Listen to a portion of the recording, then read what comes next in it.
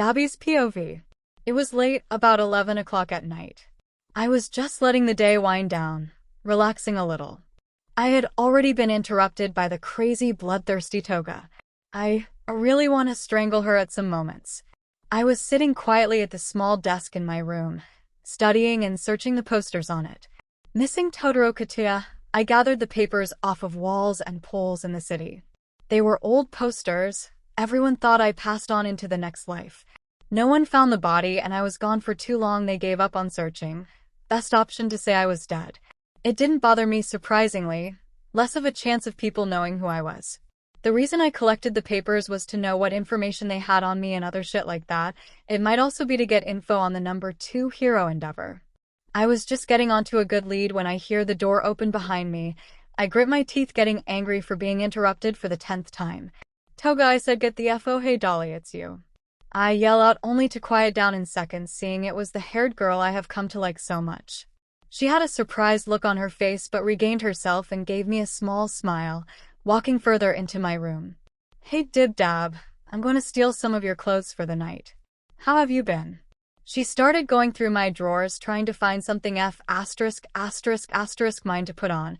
I wasn't complaining, she looked amazing in my stuff. Just peachy, how about you? Have fun with your new friends.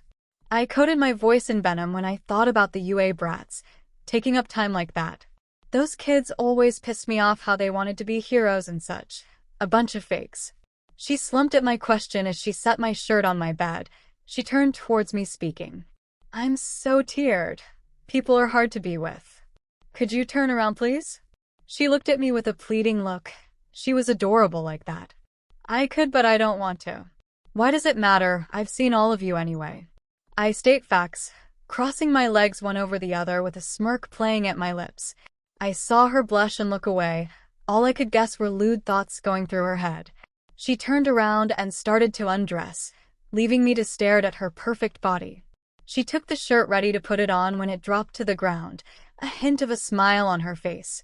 She bent down far to pick it up, her ass in the air, turning me on a bit. Was she trying to tease me? 'Cause it was working?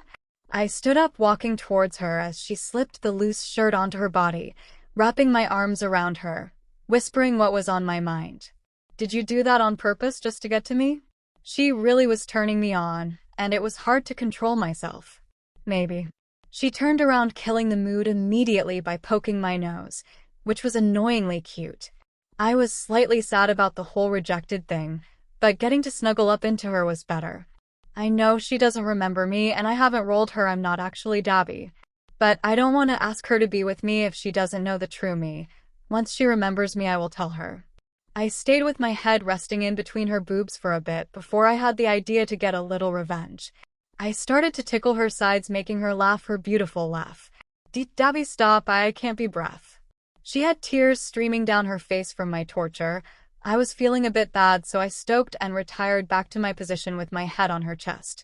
I could hear her heartbeat and the rise and fall of her chest as she started to run fingers in my hair, making me hum happily. I'm not gonna be here when you wake up, stupid mission thing.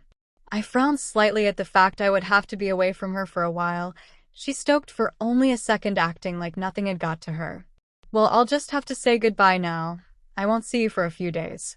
Stupid training camp thing.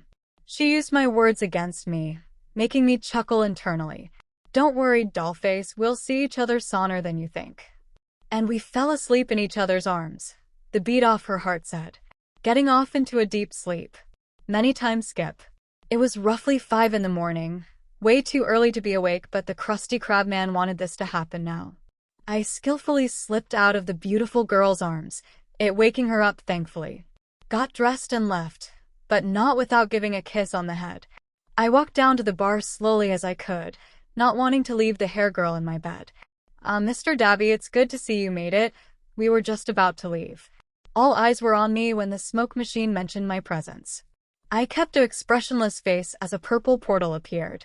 You're late, Patchwork. Be on time or I'll kill you. This is important. The crusty, dusty crab was as grumpy as ever, leaving the bar with me following. We were brought out into an empty warehouse, only a few League members laying around. In total, there were 8 of us, a feeling that one member was missing. Luckily for me, a certain bloodsucker asked the question on my mind.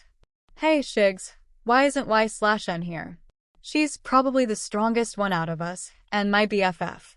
She was jumping up and down with a pout on her face, my excretion the same, but I was still very interested to know why the E/C. Girl wasn't part of the meeting.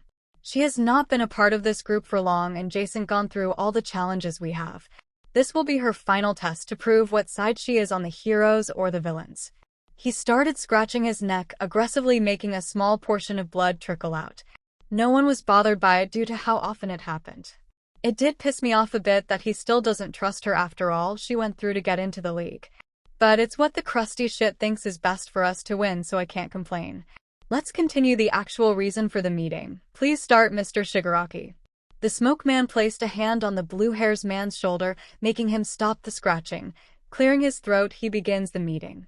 It was a long and boring meeting. The man-child of a leader told us the plan on capturing the one Ubrat Katsuki Bakugu. It was a foolproof plan that would work without any fail, unless our undercover student shows us wrong, which I highly doubt she will. She can't go to the heroes, right? They left her when she needed it most and they broke her, unless they convinced her to stay with them. No, I need to stop. I gotta believe in her and she can handle herself.